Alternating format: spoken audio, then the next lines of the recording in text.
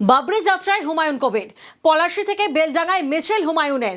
12 নম্বর জাতীয় সড়কে বাইক মিছিলে হুমায়ুন কবির। বাইক মিছিলের পর হেঁটে বেলডাঙ্গায় হুমায়ুন কবির। ইরন প্রতিনিধি আমাদের সঙ্গে রয়েছেন। ইরন, বাইকে বাবরি যাত্রায় হুমায়ুন কবির, কি বলছেন তিনি?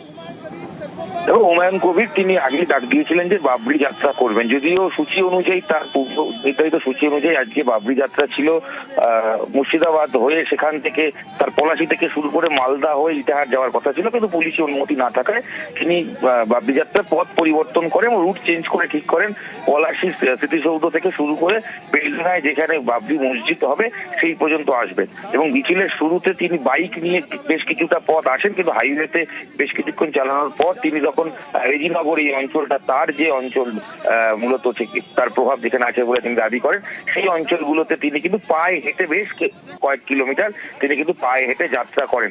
মোট 22 কিলোমিটার রাস্তা। কখনো বাইকে দেখা যায় হুমায়ুন কবির বিভিন্ন সময় বাইকের উপর দাঁড়িয়ে পড়ছেন, এক হাতে বাইক চালাচ্ছেন, মাথায় পাগড়ি পরা এবং গলায় মালা পরে হুমায়ুন কবির তিনি বাইক চালাচ্ছেন। কখনো সানরুফ দেওয়া গাড়িতে সেখানে উঠে তিনি যাচ্ছেন, কখনো এইভাবে তিনি পুরো সম্পূর্ণ যাত্রা সম্পূর্ণ করেছেন। বেশ, ধন্যবাদ ইরন।